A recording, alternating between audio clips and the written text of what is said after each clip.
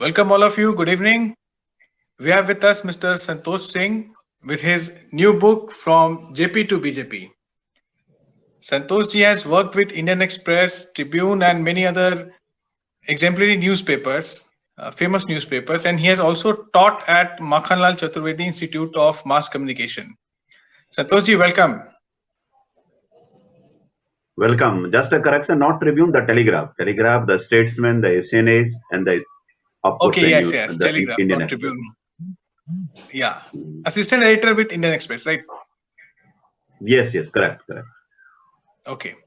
Santosh ji, your book From JP to BJP, after reading it, I can confirm this that this is a political biography of the state Bihar. You have written things in such lucid way that it makes a very interesting read. So, just to start with, it starts with the tale of JP, how this total revolution and everything was formed, and how it was brought in Bihar, how Janata Party came, then subsequently how the regime change happened, Lalu Yadav and then Nitish Kumar along with BJP came. So to start with, you have written this in your book in the initial second chapter itself, that when socialists are against the establishment, they work as a very cohesive unit. But the moment they come in the government, there is a rift among themselves. What causes this rift amongst the rank and file of the socialist? That's a very good question to start with, and I must thank you for using the term, calling it a political biography of Bihar. That's a huge compliment for the book, and It of actually course to the is. author. Thank you so much. And Most welcome. back to your question. That's a very good question to ask at the outset. Why socialists failed initially? When Dr. Raman Lohiya came and he tried, he failed. There was, Praja Socialist Party fragmentation between them. So, Socialist Party never worked as a cohesive unit. There were three stalwarts: JP, Ramanandan Misra, Acharya Narendra Dev, and Lohiya himself. They never gelled together. They were great leaders, big leaders, even at national level, even at Bihar level. So, of course, I don't know whether it was ego class or Congress was such a monolithic structure or Nehru had such a image of a socialist image. Nehru carried a socialist image for a long time. That was a big problem. Congress, Socialist Party, it was formed in, I think, if I correctly remember, 1948. But no, it did not go along very well. They just wanted that Indian National Congress should not be a party after election. But of course, the Congress didn't agree to it, and then the fragmentation started. Why they failed? Because, as I said, they never came as a cohesive unit because of ego clash. JP walked out and he went to Bhutan movement, but still remained in the background. It was only after in 64, I think somewhere in the 64, some good sense prevailed. There were merger of Socialist Party and Praja Socialist Party. Then we have SSP, Sanjukt Socialist Party. Then he came Right. with the winning slogan of Pichda Pave 100 mein 60, that winning slogan, and then they hit off. Or in 67, they came to power. I can't say one party came to power. Several anti-Congress units came to power, and they Coalition formed a it unit, was. Sanjukt Vidhayak Dal. They called it SVD. Yeah, coalition. That was Sanjukt Vidhayak Dal ki sarkar. Sanjukt Vidhayak Dal government came, but again it had Jan Sangh, Jan Kranti Dal, and so many parties were there. And so many parties means so many egos were there. And I have narrated an interesting tale why Karpuri Thakur could not become chief minister, because Right. Raja Kamakhya Narayan Singh didn't want it. He Right. was sitting at the house of Kapil Dev Singh, socialist Kapil Dev Singh, and saying, and he is accompanied by his brother, English-speaking brother, who intermittently would say, "Do you follow my English? Do you follow my English?" Once he uses this sentence, nobody would speak. So Right. Karpuri Thakur kept looking at the ground. His name was not proposed, even though SSP was the single largest party. He was the leader of SSP, yet he was not. So he had to settle with the post of Deputy CM. This is where the problem started. Mahamaya Prasad government came, and the BP Mandal was in Delhi. He was an MP, but he wanted to become minister. He had ambition in Bihar. He became minister first. He wanted to become the chief minister. Loya was opposed to MP becoming an MLA because he was very clear on that. He had to resign, Right. but he was doing something from the background. He was there. He knew after some time his government failed, and then Satish Kumar Singh became chief minister for 3 days. Then BP Mandal came. You know, between 67 and 72, you have some 7 chief minister. Bhola Paswan Sastry became chief minister thrice, and there was president rule. So many things happened. So they never came a unit. There were so many ego classes. They're not very clear. They were very good, as you said, very good in opposition, but no, they could not form government. They fragmented. Yes. Okay. The second question, Santoshji, that JP movement started a trend, the entry of students into politics. All these big leaders of today's were the student leaders during JP movement. So, in retrospect, was it a good thing? Because it has proliferated into campuses and universities, and we witness it everywhere. Student from every college carrying some flag or the other, first year, second year student who are not even sure of the political ideology that they are supporting. Of course, at that time, it gave many good leaders, but uh, has it happened for the good? I don't know. The answer is half yes, half no. It was not conceived that way. If you are thinking of formation of leadership, it must start from the level of students, irrespective of the ideology. What is happening now? You know, they have some political leanings or the other. They some vested interest groups are also there. So the kind of student leadership we have now, of course, JP would not have conceived that way. Even when the student movement started in Bihar, as you know, JP never owned them. It was only after no, it became big, he agreed to it. He said, "Okay, I would lead the movement." It was not this movement, JP movement, as it was called JP movement. It was not started by JP himself. It was only after some Right. violence took place, and it became a big movement. Then JP came on the scene on the condition that nobody would engage in violence, though it was not fully adhered to. JP was not fully obeyed, but he owned the leadership, and then so many MLAs had to resign, and the movement in a spare of, I think, during emergency 2.5 years movement, it started getting bigger and bigger. So back to your question, what is happening in campus today? That is not a happy side. I'm not against student leadership. Student leadership should be there, but it should not be hostile. It should not be in the way it is being practiced right now. Fine. Aman? Sir, आपने अपनी book में लिखा है कि कर्पूरी ठाकुर जी अपने किसी नौकरशाह से चर्चा करते समय उन्होंने निजी रूप से यह कहा था कि अगर मुझे मुसलमानों का एक पुष्ट वोट अगर मिल जाए तो मतलब मुझे सवर्ण वोटों की आवश्यकता समाप्त हो जाएगी। तो क्या ये नेताओं की मानसिकता, इस प्रकार की मानसिकता जो है वो क्या आज भी प्रासंगिक है, और ये कहीं ना कहीं हमारे समाज को एक वोट बैंक के रूप में देखने की नेताओं की धारणा है, ये कितनी दुखद करने वाली परिपाटी है, ये आप बताइए थोड़ा। थोड़ी सी आपकी आवाज जो है ना, थोड़ी सी बीच बीच में कट कट के I, could not hear that question, full part of the question. Ganesh, can you explain me what is question? हाँ जी सर, अमन ने पूछा है कि his voice was not, his voice was हाँ, इन्होंने पूछा है कि एक बार शायद इन्होंने कर्पूरी ठाकुर जी का नाम लिया था कि उन्होंने कहा था कि हाँ, कि अगर मुझे मुसलमानों का वोट मिल जाए तो मुझे बिहार में सवर्ण वोटों की आवश्यकता नहीं पड़ेगी। तो इनका प्रश्न ये है कि क्या इससे एक संकीर्ण राजनीति की शुरुआत हुई है, जो पार्टियां लोगों को वोट बैंक की तरह देखती हैं, ये सवर्ण है, ये मुस्लिम वोट है, ये पिछड़ा वोट है, इससे ये उन्होंने आई थिंक एक तो हिस्टोरिकली ये किसी का कहा हुआ है, बहुत वेरीफाइड नहीं है, मैंने भी बहुत उसको एक ऑथेंटिसिटी के साथ, अब चूंकि कोई डॉक्यूमेंटेड ये कहीं नहीं था, किसी ने मुझको कहा था और किसी एक क्रेडिबल आदमी ने ही कहा था, इसको लिखा, लेकिन ये एक in I think moment of political frustration उन्होंने कभी कहा होगा। This is not what he practice.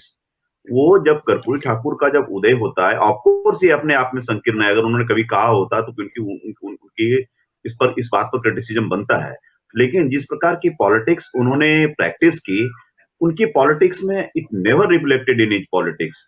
आप उनके देखिए, हाँ, ये पॉलिटिक्स में कभी नहीं हुआ। आप देखिए कि फर्स्ट पार्ट में जब वो 52 से स्टार्ट करते हैं, उसके पहले ही स्टूडेंट लीडर थे, उस कम उम्र में उन्होंने एक तरह से कहिए पॉलिटिक्स में उनकी एंट्री हो गई थी।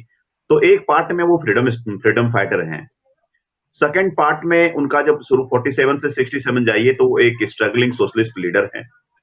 उसके बाद वो चीफ मिनिस्टर बनते हैं, एक पॉलिटिशियन बनते हैं, तो स्टेट्समैन बनते हैं, और जीवन के लास्ट के 5 वर्ष में वो अचानक ईबीसी लीडर हो जाते हैं। जब कर्पूरी ठाकुर, ये इनका लालू प्रसाद का उदय होता है, और एक यादव पॉलिटी जिसकी जानते हैं कि 14-15% पॉपुलेशन है, उसका एसर्शन जब शुरू हो जाता है, तो समवेयर उनको लगता है कि अचानक में ऑल ऑफ ए सडन में ईबीसी लीडर बन गया। तो उनका पॉपुलेशन उस तरह से, जिस जाति से वो आते हैं उनका पॉपुलेशन ज्यादा नहीं था, तो वहां उनको दिक्कत हुई। लेकिन for large part of his political career, वो आप उनके इलेक्टोरल विक्ट्री से भी दिखता है। राइट फ्रॉम 1952 टिल 1985, जब तक वो लास्ट तक वो जीते, सोनबरसा तक जीते, ताजपुर से शुरू किए सोनबरसा तक जीतते हैं, वो कभी नहीं हारे। सिर्फ 1984 का एक लोकसभा, जिसमें कि बहुत सारे धुरंधर हार गए थे, वाजपेयी जी सरीखे लोग हार गए थे इंदिरा गांधी वाले असैसिनेशन के वेव में, तो वो ही सिर्फ हारे थे, और उन्होंने कभी नहीं हारा, और बहुत पॉपुलर रहे, वेरी पावरफुल स्पीकर, और his acceptance among upper caste was very good. I have narrated an incident when he became chief minister, and an influential upper caste landlord called him to for his job, for saving, for cutting his hair, and then he denied. He was unwillingly denied. Then he was wrapped up, and then the Samastipur administration arrested him in the rang up the chief minister. Then chief minister called back that you should not be arresting that person, he's from my village. Then he said, no, it is a question of prestige for the state. After all, he has hit the father of chief minister. Then he said, okay, how many such fathers can you save? You just know that he is my father. That was Karpoori Thakur. So he was a very assimilative, he practiced very assimilative politics. Yes, Aman, any follow-up question on that? Kanishka अपना question पूछ सकते हैं। जी, Santosh ji, of course, as you said, that he was a very accommodative and assimilative politician, and rightly so. Karpoori Thakur was a mass leader, and you have written in your book about one of the major decisions that he took. He abolished the compulsory English language in the schools of Bihar. At that time, it was very tough for people to pass in the English exam because there was lack of infrastructure, no proper teachers were available. But sir, क्या ये retrospect में अगर हम देखते हैं तो बिहार को cost नहीं कर गया? एक दो पूरी जनरेशन बिहार की इंग्लिश में हाथ तंग होने की वजह से जीवन में पिछड़ गई है, ये कहना सही रहेगा? नहीं, मुझको लगता है कि उस समय उन्होंने जो किया था ना, वो सही किया था। वो उन्होंने नहीं किया होता ना, कि लालू प्रसाद जैसी लीडरशिप नहीं आते। बहुत सारे लोग जो है ना, मैट्रिक पास नहीं करते। वो जो नॉन मैट्रिक का जो टैग होता था ना, मुझे अभी भी याद है कि गांव में जब बरतुहार आता था, लोग जो बोलते थे कि मैं नॉन मैट्रिक हूं, तो वो जो टैग था ना, उसका जो दंश था नॉन मैट्रिक होने का, अब क्या जरूरी है? मैं ठीक है, मैं अंग्रेजी में लिखता हूं, ये मेरी पेट की भाषा है। आप अंग्रेजी में लिखते क्या है वो इंपॉर्टेंट है। वो अंग्रेजी में आप बोलते, हमारी एक उस दूसरी भाषा को अनिवार्यता क्या जरूरी थी? आप वो बैरियर जब उन्होंने तोड़ दिया, उसके बाद आप देखिए, उसके बाद किस तरह से वो रिजल्ट बढ़ा, और पूरी जो ईबीसी और ओबीसी लीडरशिप की जो फौज हुई, उनका एजुकेशन में जो उनका बढ़ा, तो मुझको लगता है कि उसका अच्छा खासा इम्पैक्ट है। ठीक है, कुछ मैकॉले पुत्र और पैदा हो जाते, वो एक अलग बात थी, लेकिन उस संदर्भ में जो किया उन्होंने, जो खुद झेला था, आप उनका एनेक्डोट सुने होंगे, किस प्रकार वो एक अपर कास्ट टीचर को पढ़ा रहे हैं खलिहान में जाकर के, कहते हैं कि तुमको अपर कास्ट स्टूडेंट के साथ नहीं पढ़ा सकते, लेकिन मैं जोर जोर से बोलूंगा, तुम बगल में वॉल के पीछे खड़ा रहना और मैं तुम सुन। तो उन्होंने जो कुछ किया ना, उन्होंने खुद झेला। उनके पिताजी नाम कटवाने चले गए थे स्कूल की, नाम काट दीजिए, मेरा पैसा नहीं है मेरे बच्चे के पास। तो वो जो फी वेवर किया चीफ मिनिस्टर बनने के बाद, एजुकेशन मिनिस्टर बनने के बाद, वो उनकी लाइफ से, वो सिर्फ उनकी कहानी नहीं थी, बहुत तेरे लोगों की कहानी थी। मैं अंग्रेजी का मैंने खुद अपना व्यक्तिगत वर्णन किया है कि मेरे पिताजी और चाचा का मैंने अपना खुद वर्णन किया है कि वो आपने लिखा है। अंग्रेजी बोलते थे तो उन लोगों को एक जोड़ा धोती की विदाई दिया जाता था। शादी में और बुलाया मेरी जाता दादी था। कहा कर शादी में बुलाया जाता था। अब मेरी दादी कहती थी, तेरे दोनों भाई लड़ क्यों रहा है? मतलब वह उनका ये इंटरप्रिटेशन था कि अंग्रेजी बोलने का मतलब ये लोग लड़ रहा है, कुछ भाषा में लड़ रहा है। तो एक हवा क्रिएट किया गया। ठीक है, हम अंग्रेजी भाषा की कमाई खा रहे हैं, वहीं से गांव से निकले हैं, लेकिन मुझे लगता है अपनी हिंदी पर भी उतना ही गर्व है। मैं हिंदी भी उसी ऑथोरिटी के साथ लिखता हूँ और पढ़ता हूँ। तो मुझको लगता है कि कर्पूरी ठाकुर ने उस समय जो किया था, वो एक सोशल एम्पावरमेंट के लिए वो भी बहुत जरूरी कदम था। I completely endorse that. People deride it as Karpuri division, which is, I think, wrong. I do not approve this. Okay. Just to mention a very interesting tale, as Santosh ji has just now told all of us, that in those days, people who could speak in English in Bihar, they were invited to weddings. And people used to flaunt it as a status symbol कि मेरे यहाँ ऐसे लोग बारात में आए हैं जिन्हें अंग्रेजी बोलनी आती है, और वो खड़े होकर इंग्लिश बोलते थे। तो हमने तो वो बिहार कभी नहीं देखा, नहीं तो हमारी भी शादियों में अच्छी खासी एंट्री हो जाती। अमन, प्रश्न आपका।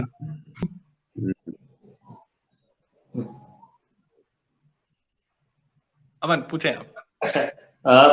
मेरा एक दूसरा प्रश्न ये है कि आपने लिखा है कि सत्येंद्र नारायण सिन्हा जब मुख्यमंत्री थे, उन्होंने कोई अच्छा प्रयास नहीं किया भागलपुर के दंगों को रोकने का।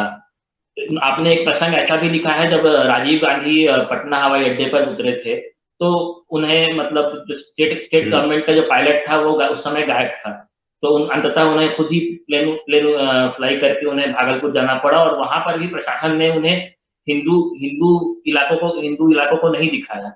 तो अंत में वापस लौटने के बाद उन्हें राजीव गांधी ने हटा दिया। तो कांग्रेस क्या की जो ये मानसिकता थी कि वो जो एक तरह से एंटी हिंदू अपने आप को पोर्ट्रे करती जा रही थी, इससे क्या कांग्रेस को बिहार में आगे चलकर काफी नुकसान होता है क्या? एकदम, आपने उसको कांग्रेस की जो दुखती रख थी उस पर हाथ रख दिया है। अगर एक इंसिडेंट जिसके कारण से कांग्रेस का vote lock stock and barrel shift कर गया लालू प्रसाद को, that was 1989 rights. The way student Ramshila पूजन का तिलक लगाने वालों में से, भीड़ में से तिलक मुझको भी लगाया गया था 24 अक्टूबर 1989। मैंने 24-25 की भयावह रात मैंने वहीं गुजारी थी। तो I have lived with that memory. तो वो मैंने देखा कि सत्येंद्र नारायण सिन्हा तो आए ही नहीं, वो कंफर्ट जोन से नहीं निकले। उनको लगा कि ये कंट्रोलेबल है, कंट्रोल हो जाएगा डैमेज, बहुत आसान बात नहीं है, प्राइम मिनिस्टर को आने का नहीं बनता है, इतनी बड़ी घटना नहीं है। बट व्हेन जब नेशनल प्रेस में छपा राजीव गांधी को आना पड़ा, तो यहां से पायलट को भगाया गया है। पायलट को, मेरे पास वो एविडेंस कहने के लिए नहीं है, लेकिन जो कि कांग्रेस के नेता हैं वो बताते हैं कि पायलट को अनुपलब्ध कराया गया। कैसी स्थिति बनाई गई कि नहीं गए, लेकिन वो भी खुद पायलट आए, वो खुद उड़ा के वहां गए। चीफ मिनिस्टर नहीं जाते हैं, और उनको सेलेक्टिव इलाके दिखाए गए जहां की सेलेक्टिव डैमेज हुआ था, जहां ज्यादा डैमेज वाला पार्ट था वो पक्ष नहीं दिखाया गया, एक पक्ष दिखाया गया। लौट के आते हैं तो सबसे पहले वो सत्येंद्र नारायण सिन्हा का रिजिग्नेशन मांगते हैं, और उसके बाद देखिए कि आप मंडल कमंडल की पॉलिटिक्स पैरेलल अब उसके बाद शुरू होती है। 89 के बाद ही तो सब कुछ शुरू हो जाता है। और एक ऐसा आता है कि 91 का आप लोकसभा चुनाव अगर देखेंगे, बिहार झारखंड साथ में था, 48 seat, I think 52 total seats था, उसमें से 48 सीट जो है ये लोग जीत जाते हैं, जनता दल जीत जाते हैं। कांग्रेस तो एक तरह से कहिए सफाया हो जाता है वहां। वो कांग्रेस के लिए बहुत बड़ा संदेश था। भागलपुर राइट्स ने मैसेज दिया था कि आप अपीजमेंट की पॉलिसी अगर पॉलिटिक्स अगर प्रैक्टिस करेंगे तो उसका यही रिजल्ट हुआ। उनको लगा, आडवाणी जी के रथ को रोकने के बाद लगा कि एक खेवनहार हमारा आ गया है, ये मंडल मसीहा तो है ही, प्लस हमको सेकुलरिज्म का एक टॉर्च बियरर भी है। उस तरह से लालू प्रसाद, इसीलिए देखिए कि आप इसी घटनाओं का चेन होता है, Mandalisation of politics, secularisation of politics. Lalu अचानक बड़े होते जाते हैं और 91 के बाद तो आप देखते हैं इतना बड़ा कद हो जाता है।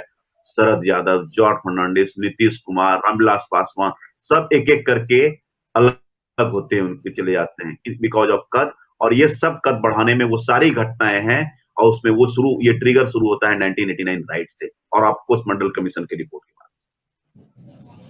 संतोष जी, एक और घटना का आपने अपनी पुस्तक में उल्लेख किया है, भागलपुर 1989 राइट्स, जिस पर अभी हम बात भी कर रहे थे। तो it is widely believed, some sections do believe that Congress was reluctant to act on the writers. क्या इसकी वजह से भी मुस्लिम वोट कांग्रेस की तरफ से छिटक के लालू जी की तरफ गया था क्या, इस भागलपुर 89 के दंगों के बाद? एकदम इनेबिलिटी टू एक्ट, ये एलिगेशन, यस यस यस, मतलब ये एकदम उस तरह से उनको जो एक सबसे पहले तो उनका इंटेलिजेंस रिपोर्ट सही नहीं था। जब कोई क्राउड बिल्डअप होता है, अशिला पूजन अब 24 तारीख को होता है, आप जान रहे हैं कि आप संवेदनशील इलाकों से उसको आपको गुजर रहे हैं। अब ततारपुर प्रवृत्ति वाला इलाका जो था भागलपुर का, और मुस्लिम स्कूल से पहला वो एक प्रोवोकेशन होता है, पत्थर चलता है, तो एक सल्लन अंसार का वहां ग्रुप हुआ करता था भागलपुर में, जो कि लड़ते रहते थे। बहुत सारे पॉलिटिकल थे, मैंने एक पॉलिटिकल ईगो भी श्रीचंद्र झा का, भागवजा आजाद का चलता था, और प्लस जो वहां का एडमिनिस्ट्रेशन था उनका भी रोल मतलब अंडर क्वेश्चन रहा।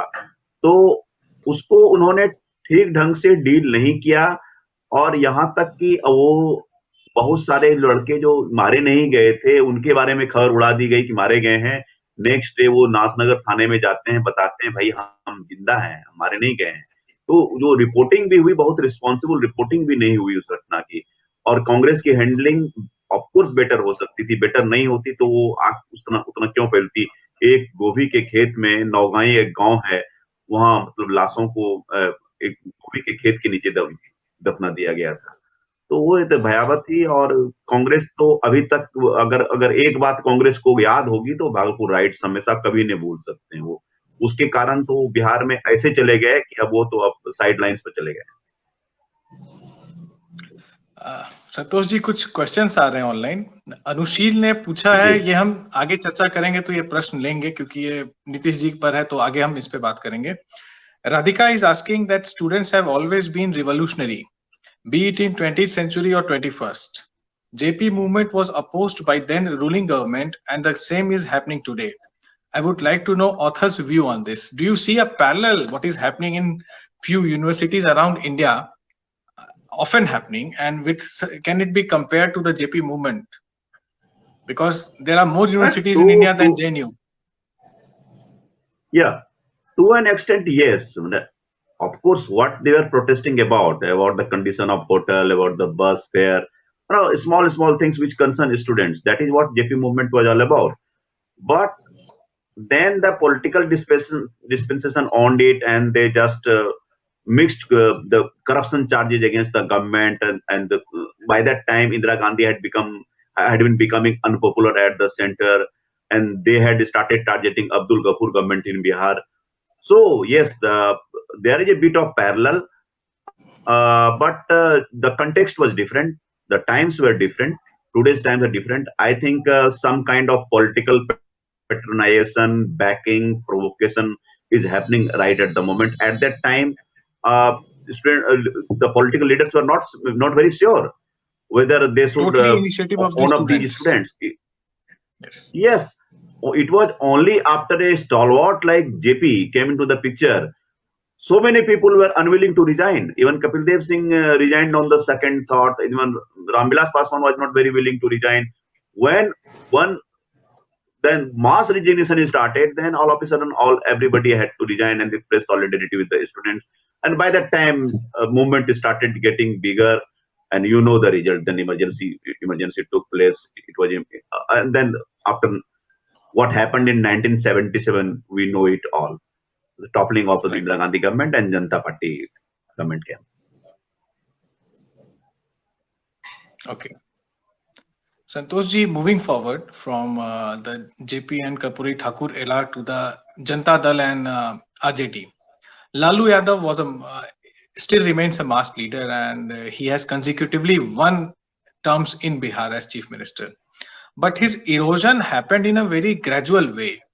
It started with Chara Ghotala, built upon with Alcatra Ghotala. Then there was this bridge Bihari की हत्या हुई थी, फिर उनके सालों के कारनामे आते गए. तो एक बहुत ही स्लो सिमरिंग और ग्रेजुअल प्रोसेस रहा है. मेरा प्रश्न ये है कि लालू जैसे सीजन्ड पॉलिटिशियन इस चीज को भाप कैसे नहीं सके और कोर्स करेक्शन क्यों नहीं किया? That's a very good question again. You know, Lalu Prasad's career can be divided into, I think, 2-3 parts. In the first part, in his first term, he was a mass leader. He was the leader of the oppressed and the Dalits, of the poor. If I have to club, I would call the poor, the voiceless. He was a different leader. He thought of empowerment, social empowerment. He gave social parity to the oppressed class. So that was his major contribution. So roads and bridges will come and go, but social empowerment happens. That history will remember. So that is a big contribution. But after 1991 happened, then somehow he thought, okay, I have the backing of my fellow caste, which has 14% population. I have Muslims rallying around me, that is 17%. So I have the base vote of 30 odd percent. If I club some 5-6%, 8% other votes, I can still manage to win. That is what happened till 2000, till Nitish Kumar and BJP came together in a big way. Then the coalition happened. So yes, he had become quotient. Is that time-tested MY formula, Muslim Yadav formula clicked, and he thought he is unassailable. Nobody can defeat him. It happened, and the opposition was fragmented. Congress was on sidelines. BJP had not emerged. Who was the first leader? Nitish Kumar was the first leader who came out. Towards 1993, he was number 2. He was number 2 to Nitish Kumar. He was the brain behind Lalu Prasad. He was called Chanakya of Lalu Prasad. And he was the leader who had backed Lalu Prasad's leadership when you had some stalwarts like Anup Lal Mandal, Gajendra Himanshu. All the first run leaders were there. But he said, okay, if Lalu Prasad becomes chief minister, power comes to our generation. That was the whole idea. So he had supported with that thought. But by 1993 end, he was disillusioned. He came out, but he could not cobble together a good unit. He thought in 1995 he would get good majority, but his party was relegated to, I think, 7 or 9 seats. And it was again Lalu Prasad, not with the big majority as in 89, but I think good he got enough to form a government. And after 1996, when orders came, then opposition sniffed a chance. Yet, after 1996, it took them 10 long years to topple RJD government fully.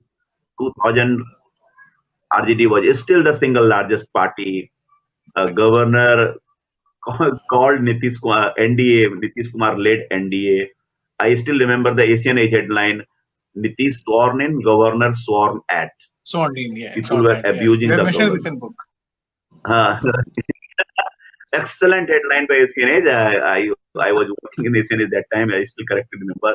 The headline was given by the great MJ Akbar. Nitish sworn in, governor sworn at. Oh, that was a political error, political aberration. The government could not survive.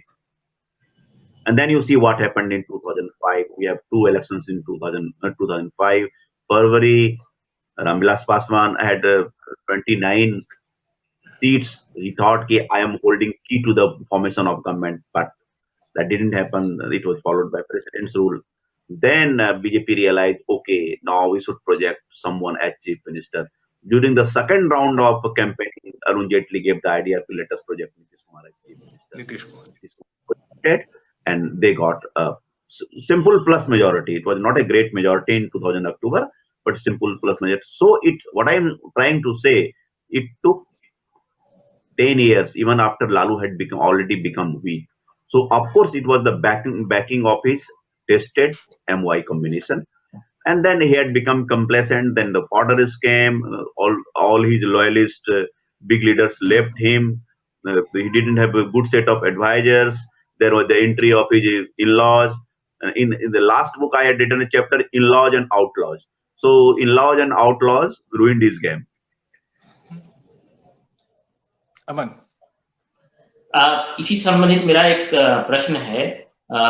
Bihar की राजनीति समझने वाले कई लोगों का ऐसा मानना है कि 1999 में जब वाजपेयी सरकार ने सेनारी नरसंहार के तुरंत बाद बिहार में राष्ट्रपति शासन लागू किया था, उस समय अगर सरकार ने ऐसा नहीं, ये राष्ट्रपति शासन लागू करने का कदम नहीं उठाया होता, तो शायद लालू यादव की 2000 में, राबड़ी देवी की 2000 में सत्ता में वापसी नहीं होती। पर अगर देखें तो 99 में जब विष्णु भागवत प्रकरण के बाद वाजपेयी सरकार गिर गई, उसके बाद लोकसभा चुनावों में एनडीए ने अविभाजित बिहार में 40 सीटें 54 सीटों में से जीती थी। तो ये बड़ा ही विरोधाभासी सा लगता है। आपकी इस बारे में क्या राय है?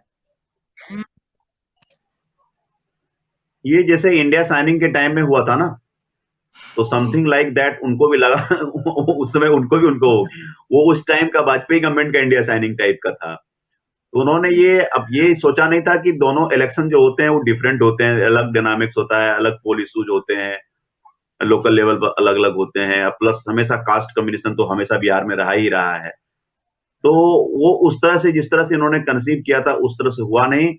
और मैं 2000 में क्या कि अब इन्होंने कोई चीफ मिनिस्टर इनका कोई फेस नहीं था, डिक्लेयर नहीं किया था। नीतीश कुमार को तो पोस्ट इलेक्शन के बाद इन्होंने एक भेजा था।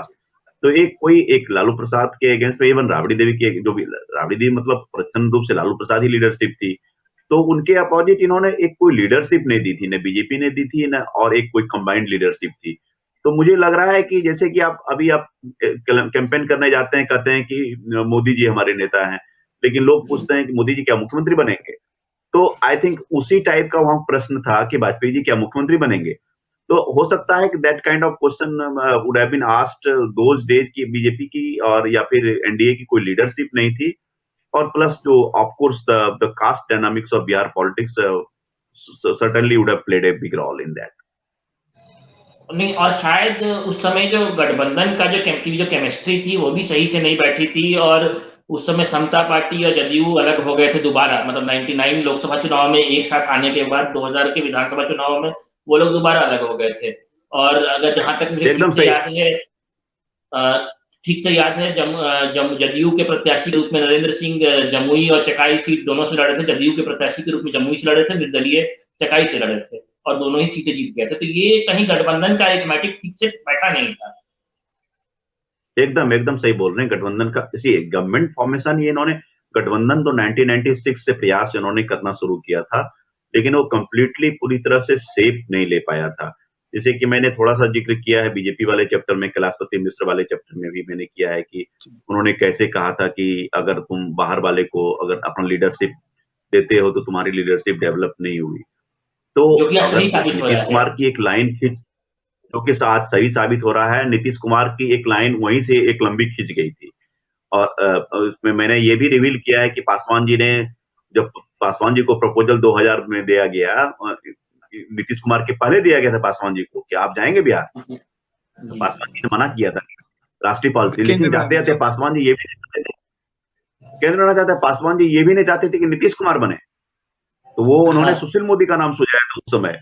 लेकिन उसमें जो बीजेपी की सेंट्रल लीडरशिप ने, they went ahead with Nitish Kumar, लेकिन नीतीश कुमार बने वो जानते थे कि सरकार नहीं चलेगी, लेकिन एक लंबी लकीर तो खींच गई ना उनकी। फॉर्मर चीफ मिनिस्टर तो हो गए ना, उसके बाद नेक्स्ट बार का इनका दावा क्लियर हो गया, क्योंकि एक लंबी लकीर खींच गई थी। और फिर से सुशील मोदी पिछड़ गया। सुशील मोदी क्या, बीजेपी पिछड़ गई। बीजेपी जो उस समय पिछड़ी, तो अभी तक असर्ट नहीं कर पा रही है। अभी 74 जीतने के बाद भी असर्ट नहीं कर पा रही। अभी भी इनको कैबिनेट एक्सपेंशन में 50-50 का फॉर्मूला मानना पड़ रहा है।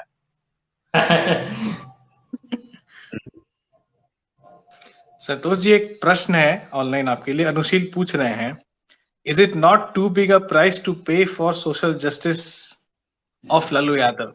Of course, he is referring to the aftermaths of criminalization of politics that happened during Lalu's regime. Too big a price for social justice. Criminalisation of politics उनके टाइम में तो नहीं हुआ, ये तो 70s में ही स्टार्ट हो गया था। उसका ये कहिए कि अब धीरे धीरे बढ़ता चला गया। और आप देखिए उस समय बहुत कुछ हो रहा था। अब see what was the difference between Karpoori Thakur and Lalu Prasad politics. Karpoori Thakur never practice aggressive politics, he never practiced the bipolar backward forward politics. Lalu Prasad practiced overt aggressive backward forward politics. तो वो उनको लगा कि ओके अपर कास्ट 13% 14% है ना, तो हमको अगर ये कंस्टिट्यूएंसी बड़ी सी मिलती है including Muslim that constitute 83%, that's a huge. तो उनको लगा कि हमारी इनकी जरूरत नहीं है, तो उस पॉलिटिक्स को प्रोनाउंस किया। और उसमें जो कास्ट मैसेकर हुए, लेफ्ट वाला हुआ, तो बहुत मुश्किल था। उसमें क्या था कि अब लोगों को गुस्सा क्या होता था कि अब ये मुझे कहने में, क्योंकि मैंने ऑलरेडी लिख चुका हूँ, ये पब्लिक डोमेन में है, कि जब सेनारी सा मैसेकर होता है, अपर कास्ट ब्लॉक मैसेकर, तो उसमें नहीं जाते थे, और जो जहां दलित मारे जाते उसमें जाते थे। तो ये पता नहीं किस कारण था, लेकिन ये मैसेज सही नहीं गया समाज में। और पुलिस कहती थी कि हमारा मैंडेट है बॉडी को उठाना, कुछ नहीं करना, और law and order control is not our mandate, just the collecting body from the spot, removing body from the spot is our mandate. Is this what policing is all about? कैसे ये police बोल सकती है? तो चीजें खराब होती चली गई। उस समय मैसेकर हुआ, मिसरूल हुआ, और उसके बाद जब लालू प्रसाद जेल चले जाते हैं, राबड़ी देवी की गवर्नमेंट बनती है, फिर उनके इन लॉज का इंटरवेंशन पॉलिटिक्स में होता है। तो एक तरह से दिक्कत वहीं से स्टार्ट हो जाता है लालू प्रसाद की पॉलिटिक्स में। अमन पूछिए कुछ। जी शायद ये विडंबना ही कहिए कि लालू प्रसाद और उनके जो बच्चे जो हैं, जो कि आज के तारीख में उनके राजनीतिक उत्तराधिकारी हैं, उन्होंने इस गलती से शायद अभी तक नहीं सीखा। आपने जैसे कि अपनी बुक में भी लिखा है कि जो कि ईडब्ल्यूएस कोटा जो मोदी सरकार ने 2019 चुनावों के ठीक पहले लाया था बिल, उस पे भी जिस प्रकार से आरजेडी ने जिस तरह से उसका विरोध किया, जबकि लगभग सारी पार्टियों ने इस बिल का समर्थन किया था। तो जिस प्रकार से मनोज झा जो कि उनको मेंटर कर रहे हैं तेजस्वी यादव को, कहीं ना कहीं उन्होंने फिर यहाँ पर राजनीतिक रूप से कहीं ना कहीं उनको मिसलीड किया। अगर मिसलीड और मिसगाइड भी किया मैं कहूंगा। अगर तेजस्वी अगर राजनीतिक रूप से दूरदर्शी होते तो संभवतः इस बिल को सपोर्ट करते और जनता में सही संदेश भेजने का प्रयास करते। आपकी इस बारे में क्या राय है? संतोष जी, इस पे जैसे अमन जैसा बता रहे हैं कि ईडब्ल्यूएस बिल को आरजेडी ने अपोज किया, विपक्ष में रहते हुए भी आम आदमी पार्टी, तृणमूल कांग्रेस ने इस बिल का समर्थन किया था। तो उसी को मैं ऐड ऑन कर रहा हूं कि क्या ये गलत निर्णय किया गया आरजेडी के द्वारा? एज राजनीतिक समीक्षक के रूप में मैं कहूंगा कि ये गलत निर्णय था, खास करके तब। आप याद कीजिए 2009 जबकि आप चुनाव जीतते हैं, 4 आपके पास लोकसभा एमपी होते हैं, और लालू प्रसाद को छोड़ करके 3 जो है अपर कास्ट हैं। तो आपको इतिहास का पूरा साइकिल कंप्लीट हो जाता है। जगदानंद सिंह बक्सर से जीतते हैं, उमाशंकर सिंह आई थिंक सिवान की तरफ से हैं, और प्रभुनाथ सिंह हैं इफ आई करेक्टली रिमेंबर, और लालू प्रसाद चौथे हैं सारण से। तो जब इतिहास के साइकिल में 4 हैं, 4 में से 3 अपर कास्ट हैं, तो ईडीएस कोटा का विरोध कहां? आपके पास रघुवंश प्रसाद सरीखे लॉयलिस्ट पूरे लाइफ में रहे आपके साथ, ही केम फ्रॉम अपर कास्ट। उसके बाद ये विरोध करना, जबकि विरोध के लिए विरोध करना, मैंने मनोज झा से की चर्चा की अमन ने, तो मैंने उनसे पूछा भी था, बोला कि नहीं, we are trying to cater to our constituency. तो he might have his reasons, but I disagree. I disagree with him as a student of politics. He should not have done. एक inclusive politics करना चाहिए। I think तेजस्वी ने बाद में जो politics को थोड़ा सा recalibrate किया, और इलेक्शन में उन्होंने अच्छा प्रैक्टिस किया, जो जिस तरह से मुद्दे उठाए, he was almost there as a young leader. I think he has arrived as a leader now. So I think he came out of the shadow of his advisors to a great extent. वही बात होती है perception की। वो perception RJD का आज भी लगभग उसी तरह का है कि वो बुरा बाल साफ करो वाली मानसिकता अभी भी उसकी, एटलीस्ट बिहार में तो यही है। और अपर कास्ट अभी भी बहुत ही आरजेडी से अभी भी मतलब दूरी अपने आप को महसूस करता है। वो देखिए पॉलिटिकल रीअलाइनमेंट पॉलिटिक्स में इस तरह से कास्ट के लाइंस पर बिहार में होता रहा है कि जैसे कांग्रेस की कंस्टिट्यूंसी पर कास्ट मानी जाती थी, फिर बाद में अभी खुल करके बीजेपी की मोर और लेस मानी जाती है। हाँ, बीजेपी की अगर कोई जीतते हैं, कोई दूसरे जदयू से जीते हैं या आरजेडी से जीते हैं, जगदानंद सरीखे जैसे सिंह जैसे लोग, वो अपनी पर्सनालिटी के कारण जीतते हैं, वो किसी पार्टी के आइडियोलॉजी के कारण, वो उस पेस के कारण से नहीं जीतते हैं। तो ये सब चीजें मतलब होती रही है। क्या आपका प्रश्न क्या था, मैं भूल गया बीच में, मतलब अमन? नहीं, मतलब मेरा वही कहना था कि मतलब ये जनमानस में तो मतलब ये बात बैठी गई है कि आरजेडी अभी भी बुरा बाल साफ करो वाली मानसिकता से बाहर नहीं आई, और नया नेतृत्व भी बिल्कुल उसी मानसिकता का है। अब एक्सेप्शनली के रूप में आपको अपर कास्ट नेता जीतते हुए दिख जाएगा जी। नहीं, ये देखिए परसेप्शन चला गया, और ये परसेप्शन शुरू से था। एक बार वो परसेप्शन जब बन जाता है, और प्लस आप जब सीट शेयरिंग जब करते हैं ना, जब आप सीट का जब इलेक्शन में जब लड़ते हैं, तो जब आप 58 यादव कैंडिडेट को दीजिएगा टिकट, तो आपकी पॉलिटिक्स तो प्रोनाउंस हो जाती है ना, स्पष्ट हो जाती है ना, आप क्या चाह रहे हैं। MY 75 144 में से 75 आपका MY है, तो नो पीपुल आर नो फूल्स, तो वो जान रहे हैं कि आपकी क्या पॉलिटिक्स है। और for that matter why should I blame only RJD, और सबकी अपनी अपनी कंस्टिट्यूएंसी है। बीजेपी वही करेगी, आप उनका जो कोर कंस्टिट्यूएंसी है उसी को वोट देगी, जेडीयू भी उसी कंस्टिट्यूएंसी के अराउंड वोट देगी। तो सब अपनी अपनी कास्ट के आधार पर जब इलेक्शन होता है, कास्टिज्म क्या है वो अगर जानना है बिहार में, तो आप इलेक्शन के टाइम में आ जाइए बिहार, आपको पता चल जाएगा कितने लाख कितने योग्य होइए आप। तो आपका सरनेम क्या है, your surname is very important. Sir Santosh ji, एक प्रश्न है, धीरज सिन्हा पूछ रहे हैं, how Lalu ultimately will be remembered, a social reformist और a corrupt politician? Very difficult. Social reformist, yes. I think social empowerment, yes. He was, of course, आप देखिए, अभी भी आप लोगों को भी थोड़ा बहुत याद होगा, जिस तरह हम लोग समाज में स्ट्रक्चर देखते थे, बहुत सारे लोग आते थे, सामने खड़े रह के बैठते नहीं थे आपके पास। अभी भी घर में बहुत सारे लोग आते हैं तो सोफा पर नहीं बैठते हैं आपके सामने। मेरे घर में भी आते हैं तो मैं कहता हूँ नहीं बैठो, गार्ड को भी मैं बिठाता हूँ, कुर्सी देता हूँ, सोफा बिठाता हूँ।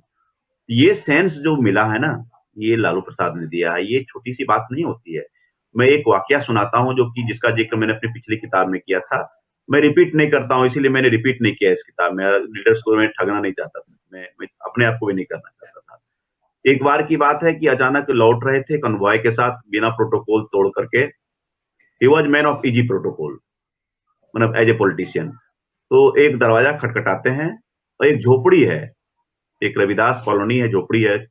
खटखटाते हैं तो कहते हैं कि कौन है, आवाज आती है, तो कहते हैं लालू, तो नहीं सुनता है, तो ललुआ, खुद अपने आप को बोलते हैं ललुआ है।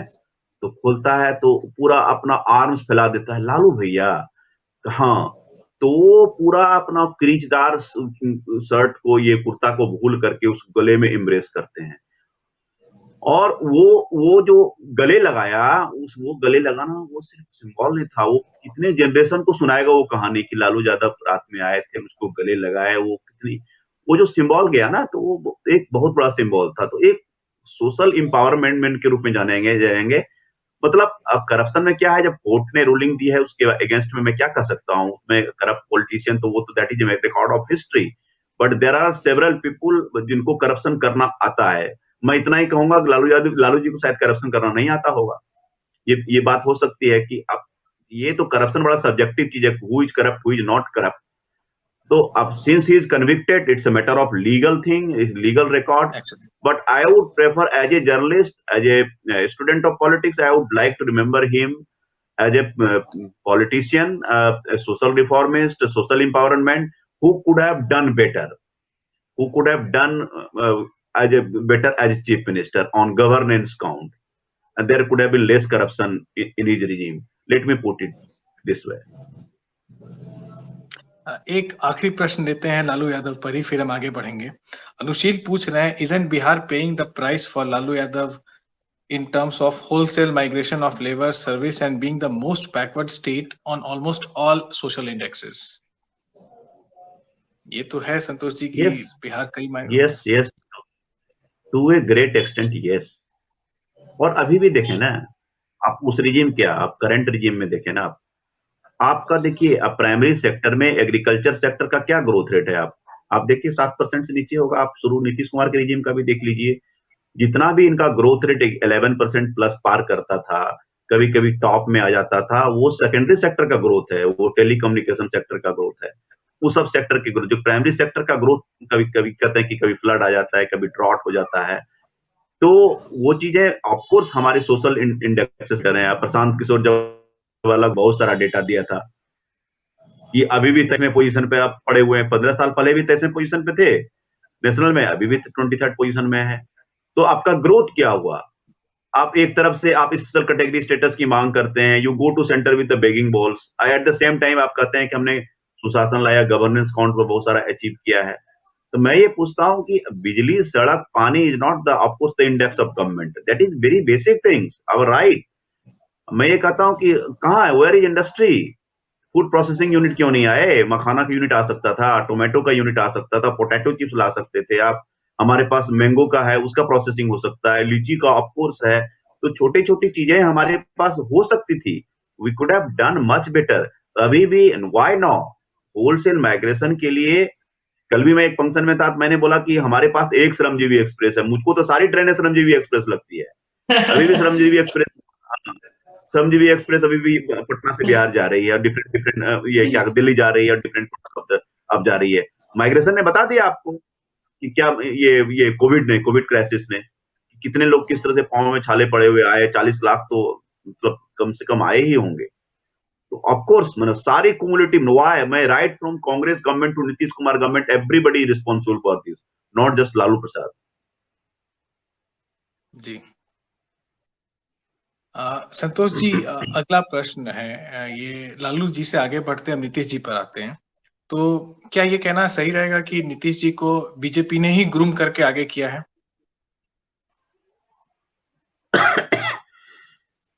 सॉरी आपके प्रश्न में ही आंसर छुपा हुआ है। देखिए, नीतीश कुमार की विशेषता क्या थी कि उनका एक्स फैक्टर था हमेशा से। He was a diction man, मतलब करेक्ट डिक्शन, सही हिंदी का प्रोनाउंसिएशन, और नो नॉनसेंस पॉलिटिशियन, और बहुत शुद्ध राजनीति को प्रैक्टिस करने वाले, सही शब्दावली का इस्तेमाल करने वाले। तो जब जेपी मूवमेंट शुरू हुआ तो ये तो बाद में आए थे। In terms of JP movement का पार्टिसिपेशन दें तो Sushil Kumar Modi was senior to him. Shivanand Tiwari, Ashwini Kumar Choubey, Vikram Kumar, इन लोगों की खबरें ज्यादा रविशंकर छपती थी। प्रसाद, नीतीश आपने कुमार तो, लिखा ये सब रविशंकर प्रसाद, हाँ ये सब बातें लिखी है, रविशंकर प्रसाद ये बाद में आए। लेकिन नीतीश कुमार, जब वीपी सिंह का राइज होता है, उसके बाद नीतीश कुमार को जो राइज होता है parallel, Nitish Kumar is getting notice, centre में रहे हैं और अपनी कार्यशैली से लोगों को इम्प्रेस किया। तो सिर्फ बीजेपी को क्रेडिट देना, बीजेपी को भी तो जरूरत थी उनको, उनकी दोनों की म्यूचुअल जरूरत थी। और यही किया कि नीतीश कुमार ने उस साथ को, बीजेपी की जो व्यवस्था कर लीजिए, जरूरत कहिए, उस चीज को कैपिटलाइज किया, अपने लीडरशिप को असर्ट किया। तो क्या है, बीजेपी की लीडरशिप डिफेंसिव हो गई। I would always tell Sushil Kumar Modi की you are defensive leader, you do not assert. Nitish Kumar always asserted position. अभी भी आप देखिए कि even being a junior partner, he is asserting his position and quite successfully many times.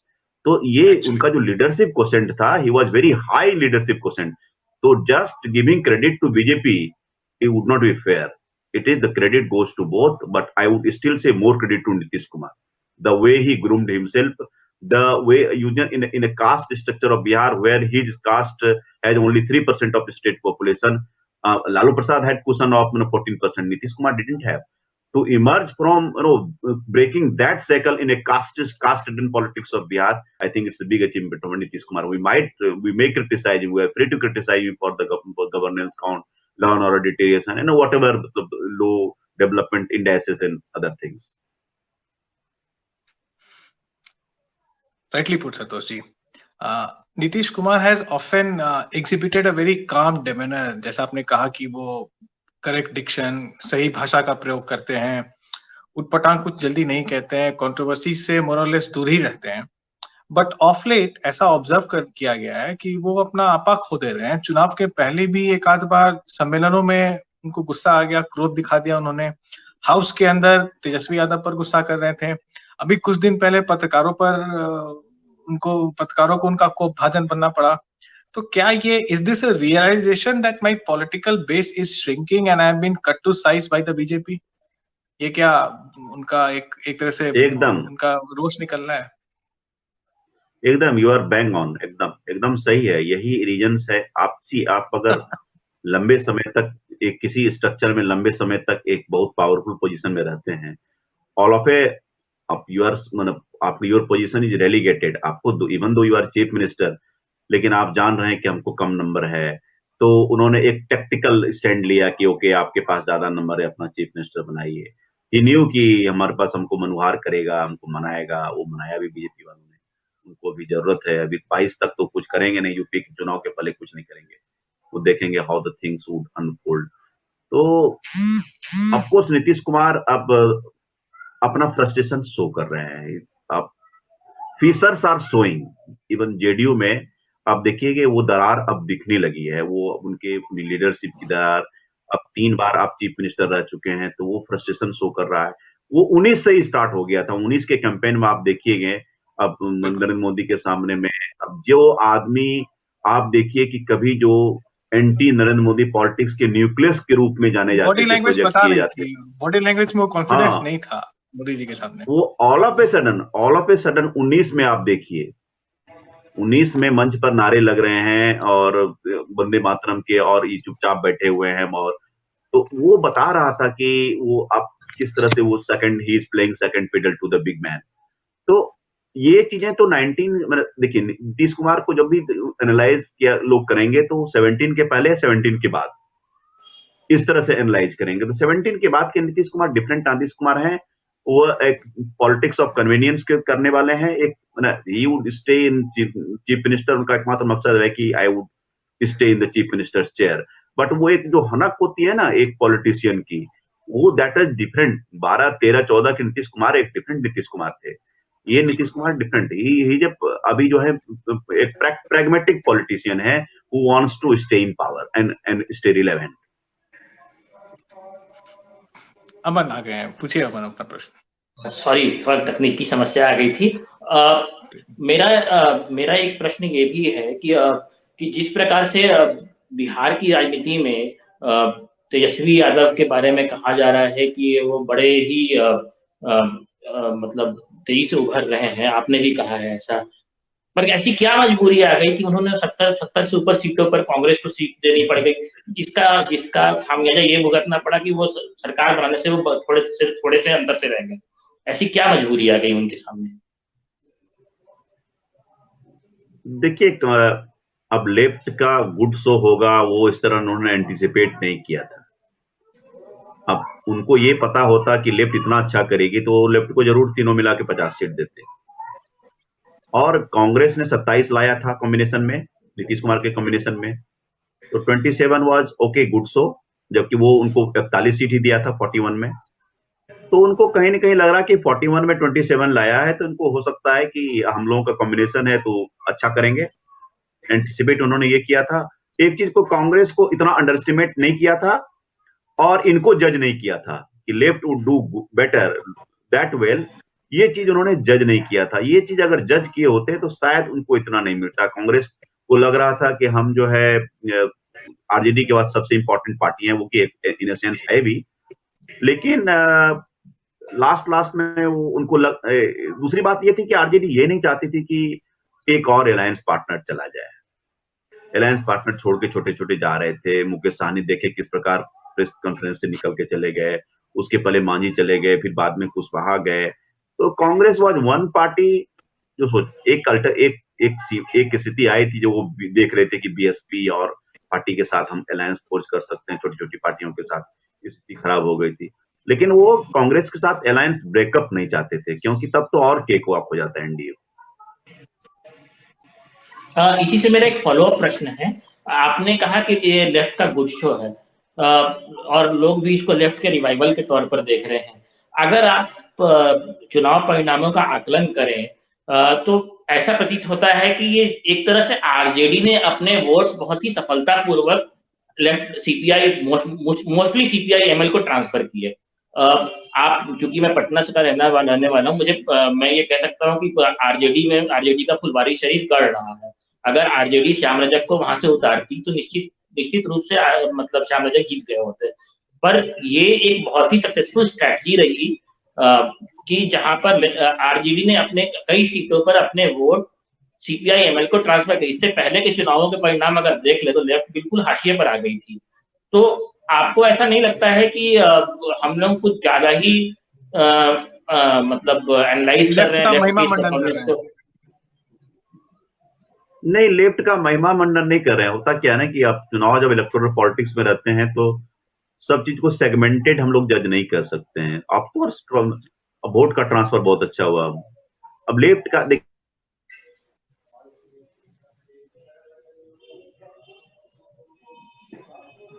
आवाज नहीं आ रही है।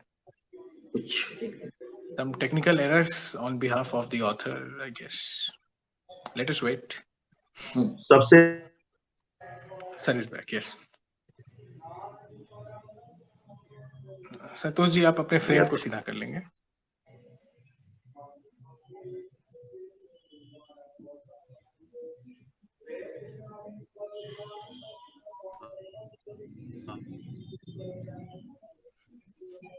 Some online questions I would see.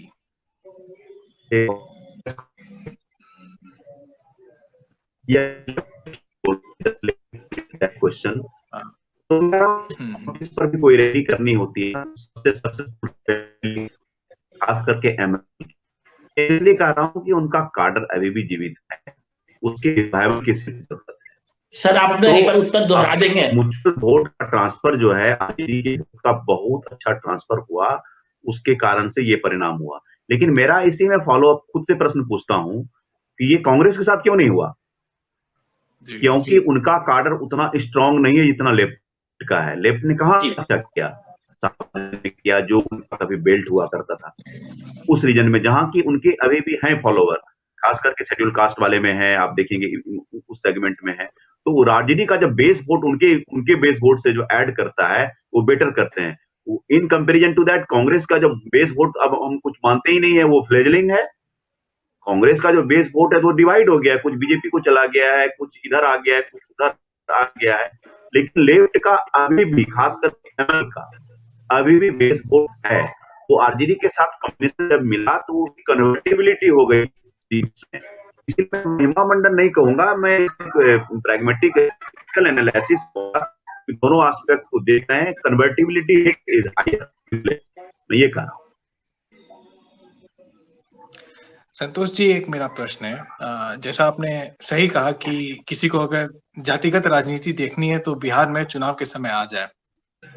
BJP को हिंदुत्व की पॉलिटिक्स के लिए जाना जाता है, और अब जब बीजेपी बिहार में they are doing fairly well along with Nitish Kumar, so can it be seen as putting brakes to the caste politics? क्या कमंडल मंडल को रोक पा रहा है?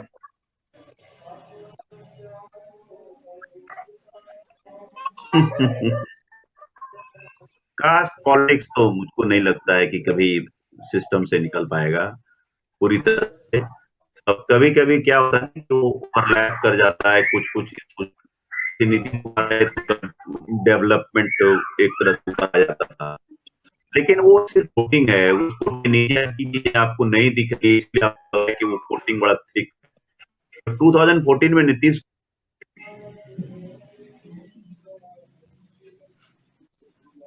संतोष जी का कनेक्शन चला गया है। Aman, you need to convey him so that he will rejoin us. अच्छा, do the need. Hi, he's back. Don't worry. अच्छा, he's back. Okay. Santoshi, can you hear me? Yeah. Am I audible? Yeah. You are audible and you are visible very आवाज आ रही है? Please repeat your. बिल्कुल आ रही है। हाँ वो आवाज थोड़ा सा डिस्टर्ब हो गया connection, I think ji, little bit poor. you can start. Please go ahead. I just forgotten what I was saying. So many thoughts. You were telling us why caste politics is still relevant despite the. Can you just yes, I'll reframe it. I just asked that BJP is known for the Hindutva politics. Yes.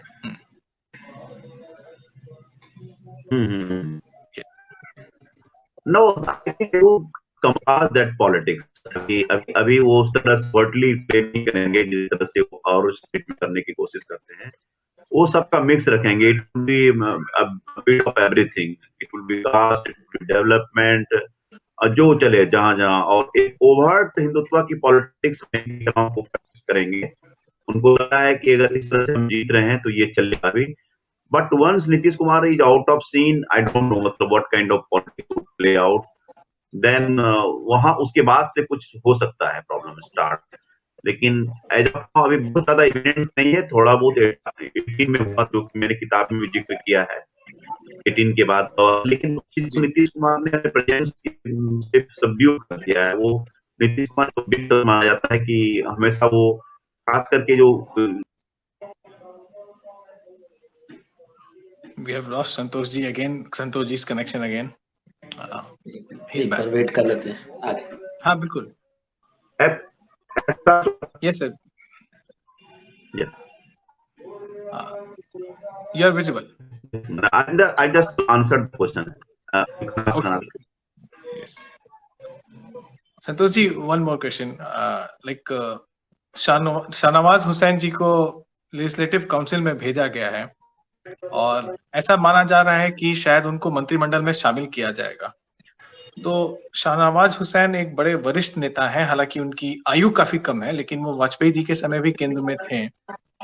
एक मुसलमान चेहरा जो काफी लंबे राजनीतिक अनुभव के साथ आता है, तो क्या ये नीतीश कुमार को और ज्यादा कट्टू साइज करने का प्रयास किया जा रहा है अगर शाहनवाज मंत्रिमंडल में आते हैं? उन्हें एमएलसी बनाने के लिए तो एमएलसी नहीं बनाया जा रहा है.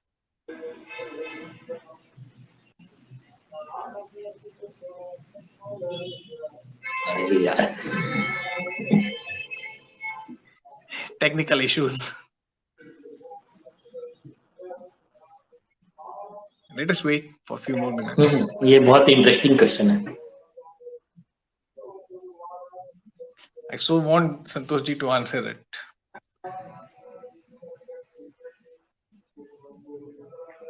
Aman, can you just recheck with Santosh ji if there is some technical error, or if he can continue? You can convey that he can join without video. He can mute the just switch off the camera and just speak. ठीक है, मैं master.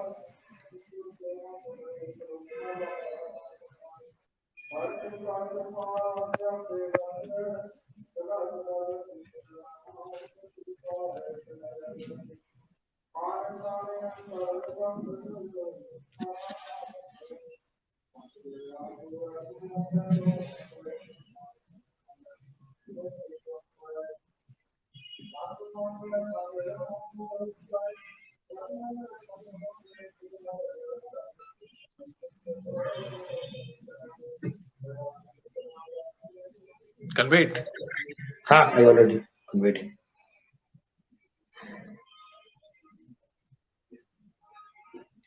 दो minute देख लेते हैं, फिर we will wind up. You can make a call to him and put him on speaker. नहीं, that is not possible. Okay. Should I do the needful? And I'm just calling him if it is possible, whether it is possible for him to join again or not. Okay.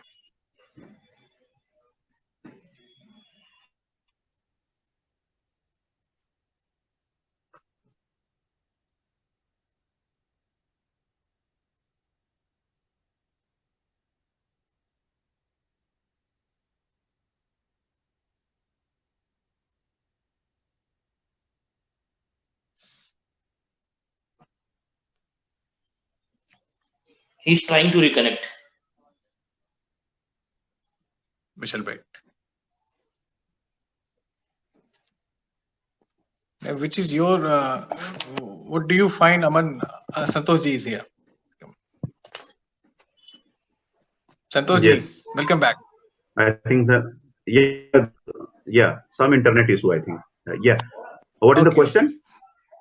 My question was that Shahnawaz Hussain is being sent to the Legislative Council, and it's not that कि उनको विधान परिषद में भेजना, MLC बनाना इसलिए नहीं भेजा जा रहा है. ऐसा माना जा रहा है कि उनको मंत्रिमंडल में शामिल किया जाएगा.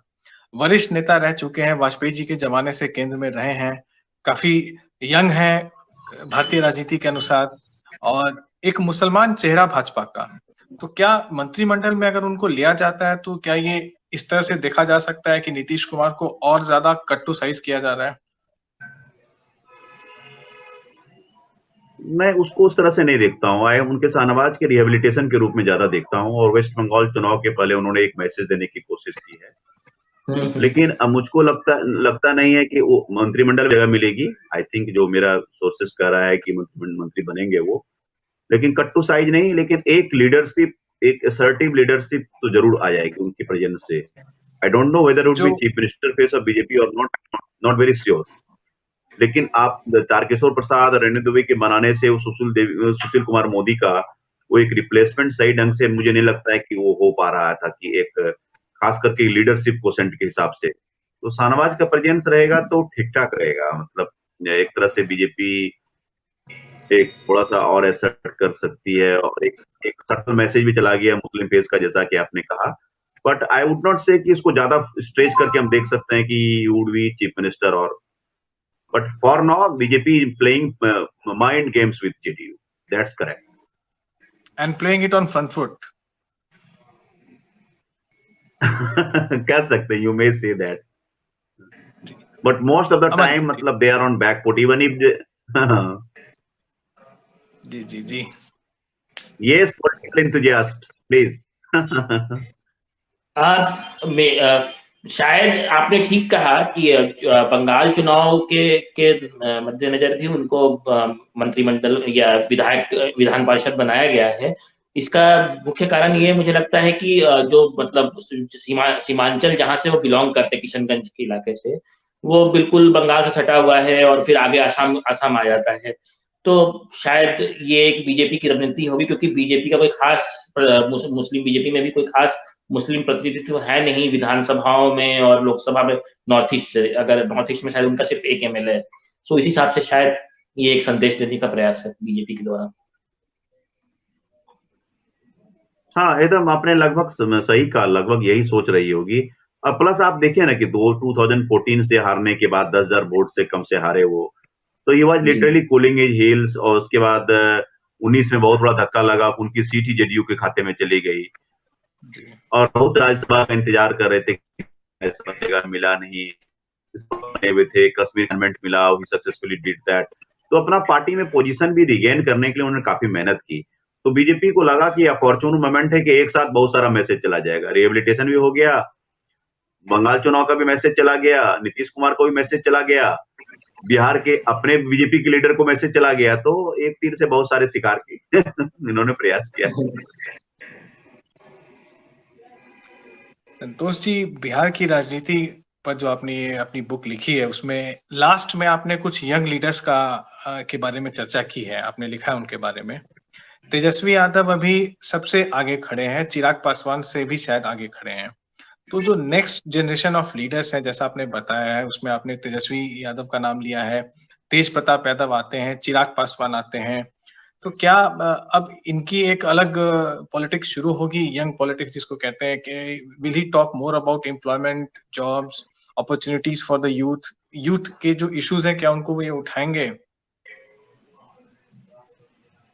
जरूर उठाएंगे. आप पूरा इलेक्शन में देखिए कि शायद मुझे याद नहीं, मैंने 5-7 इलेक्शन मैंने सब मिला के कवर किए होंगे.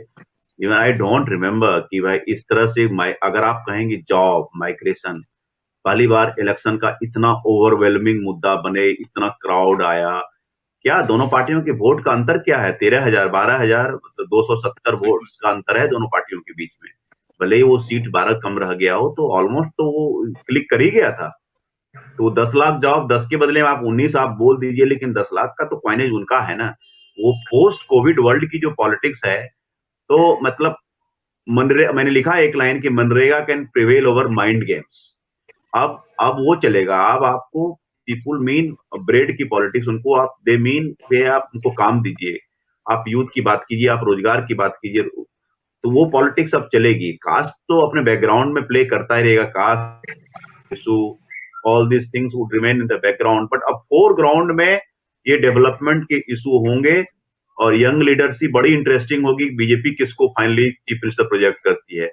तेजस्वी हैज अराइव्ड, उनका सिर्फ एक ही प्रॉब्लम एडहॉकिज्म है और वो थोड़ा सा मैनेजिंग एक्ट करते हैं और उनको थोड़ा सा कंसिस्टेंट रहना पड़ेगा। He has to learn a lot from his father कि कैसे फील्ड में रहा जाए, कैसे वो पब्लिक के नब्ज को, आप इलेक्शन में मिल गया तो वो चीज आपके पास पूंजी बनी रहेगी।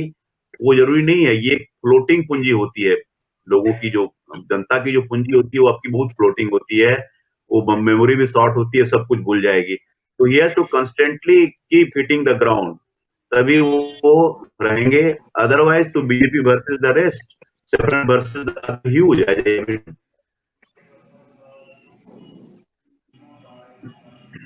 अमन पूछिए। नहीं ठीक है बस जी। हेलो, मुझे लगता है हमने, हाँ सुन पा रहे सर? हाँ मैं तो सुन रहा हूँ जी। तो लगभग सारे जितने भी संदर्भ आपने अपनी पुस्तक में लिखे, हमने उन पे काफी व्यापक और सार्थक चर्चा कर ली। We discussed inside out of the Bihar politics, right from JP to the current BJP, and what the future holds for us in Bihar, the political prospects in Bihar. So thanks to all of you for being with us. I think if there is some online question, I would see to it. Just a minute, I'll check it. We have taken these questions, I guess. Yes. We have taken these questions. You have already answered it. So thank you, Mr. एक Santosh प्रश्न Singh, छूट for गया। जी।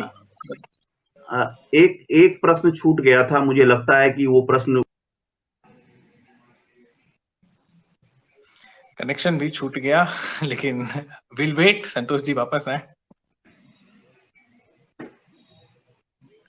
अमन, आपको इस पुस्तक में सबसे मतलब सारगर्भित क्या लगा है? विशेषकर जो नीतीश कुमार और जो महागठबंधन से जिस तरह से वो अलग हुए, अगर आप देखें तो जिस प्रकार से संतोष जी ने लिखा है, और ये बिहार में कई लोगों को पता भी था कि नीतीश कुमार अचानक से राजगीर में महागठबंधन से ठीक अलग होने से पहले वो राजगीर में एकांतवास में चले जाते हैं और फिर लालू यादव और उनके जो सहयोगी हैं उनको फोन से उनके पास पहुंचने का प्रयास करते हैं, पर अंततः सब पहुंच तो जाते हैं। पर ये जो एकांतवास था, इसी में संभवतः नीतीश कुमार ने, हालांकि रणनीतियां जैसा संतोष जी ने लिखा भी है कि पहले से अरुण जेटली के द्वारा के यहाँ बनाई जा रही थी, और इसमें नीतीश जी के बहुत ही करीबी सहयोगी हैं संजय झा, उनको सम्मिलित थे। पर ये जो मतलब इस रणनीति को मूर्त रूप नीतीश जी ने राजगीर में ही दिया, और राजगीर से आने के तुरंत बाद मुझे लगता है 2-3 दिनों के अंदर नीतीश जी ने त्याग पत्र दे दिया, और उसके बाद जो हुआ वो इतिहास में याद किया जाएगा। आखिरी में संतोष जी लिखते हैं बीजेपी या नीतीश, बीजेपी वर्सेस नीतीश। तो जो एंड था वो वर्सेस हो रहा है, ऐसा आकलन किया जा रहा है कि शायद अब भाजपा अकेले लड़ेगी आने वाले समय में। It's not going to happen any time soon, but gradually it would happen that BJP ये एक प्रक्रिया होगी जो कि अपना समय लेगी, पर भाजपा के पास एक बहुत कुछ करना होगा। भाजपा को एक नेतृत्व देना पड़ेगा शायद सबसे पहले, जो कि नेतृत्व की बहुत बड़ी कमी है, और ये शायद सारी राष्ट्रीय पार्टियों की समस्या है कि वो प्रदेशों में अच्छे नेताओं को नर्चर नहीं करते हैं। वो बिहार में भी ऐसा है, बीजेपी के साथ ऐसा ही हो रहा है। और अगर बीजेपी अच्छा नेतृत्व नहीं दे पाएगी बिहार में, किसी नाम को नहीं प्रस्तुत कर पाएगी, तो भाजपा के लिए बहुत कठिनाई होगी, क्योंकि यादवों का एक बहुत बड़ा वोट बैंक तेजस्वी के साथ है, और तेजस्वी को बिना किसी सार्थक नेतृत्व के भाजपा बहुत दिनों तक रोक नहीं पाएगी। और हर बार मोदी भाजपा को विजय दिला भी नहीं पाएंगे बिहार में। बिल्कुल, मुझे लगता है कि शायद जी ने कहा कि मोदी जी तो बिहार के मुख्यमंत्री हो नहीं सकते हैं। हाँ, संतोष जी ने भी आप बात कही, और इस बार भी चुनाव में ये कहा गया कि शायद अंतिम बार ऐसा हुआ है कि मोदी के नाम पर क्योंकि ये जो विजय मिली है ये मोदी के नाम पर ही है और ये हर बार ऐसा नहीं होने वाला है। बिल्कुल तो बिल्कुल बहुत ही आगे की इंटरेस्टिंग पॉलिटिकल मैन्यूवरिंग बिहार में होने वाली है। तो संतोष जी की ये पुस्तक हमें उससे परिचित कराती है और JP to BJP Vitasta publishing के लिए संतोष जी ने लिखी है, जिसके बारे में हमने बात की। Because of some technical reasons, Santosh ji has not been able to continue with us for the entire discussion. But we thoroughly enjoyed it, and I hope everyone watching this, we three of us discussing the dynamics of Bihar politics, would have enjoyed this conversation. Thanks for watching this. धन्यवाद।